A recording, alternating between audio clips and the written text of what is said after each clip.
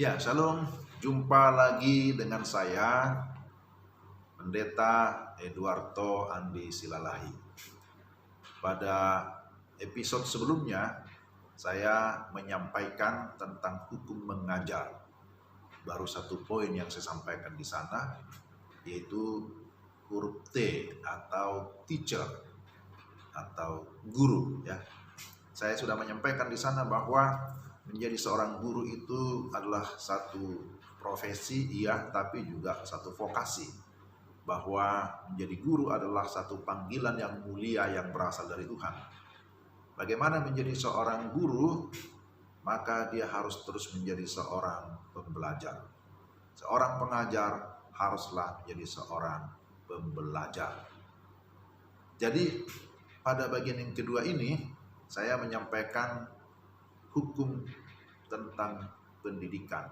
Dari kata E, ya, teacher itu pertama T, ya, teacher, kemudian E-nya education, kemudian disebut itu sebagai hukum pendidikan. Saudara-saudara, tujuan pendidikan adalah untuk menghasilkan perubahan hidup yang menetap, atau disebut dengan istilah dalam bahasa Inggris lasting life change.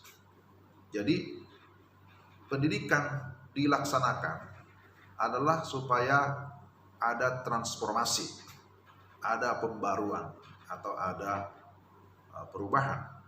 Baik itu berkaitan dengan perubahan intelektual, perubahan mental, perubahan sosial, perubahan bahkan termasuk perubahan fisik, tapi juga secara spiritual. Apa itu hukum pendidikan? Apa pengertiannya? Hukum pendidikan adalah semua usaha pendidikan yang digerakkan oleh hasrat. Di dalamnya ada 3P, ya. Purpose, passion, priority. Purpose itu berbicara tentang tujuan, passion di sana ada gairah, priority berarti bicara tentang prioritas untuk menghasilkan perubahan hidup yang permanen, lasting life change dalam diri orang yang diajar. Pendidikan dan pengajaran yang mengubah hidup meliputi tahap penyadaran, pembelajaran, dan pembiasaan. Sekali lagi ada tahapannya. Penyadaran.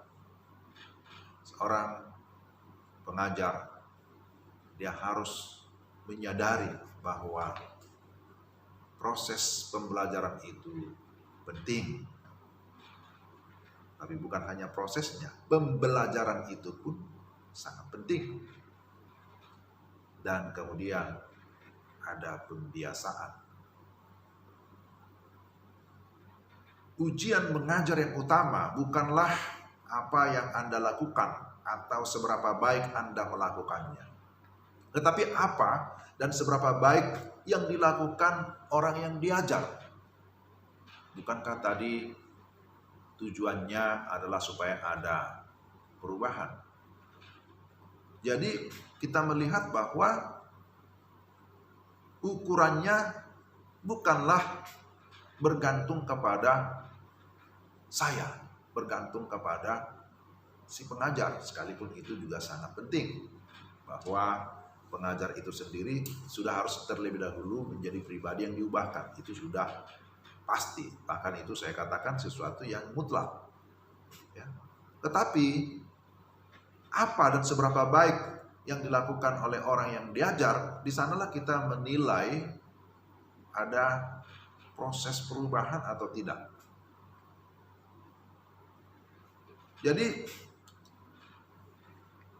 pendidikan merupakan proses menarik minat, ya. Proses menarik minat dan mengarahkan pembelajaran mandiri murid-murid.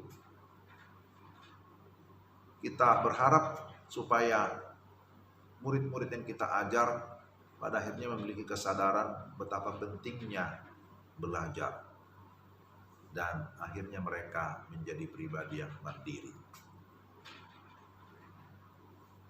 Untuk menghasilkan pembelajar yang mandiri, maka ada beberapa prinsip yang harus kita perhatikan.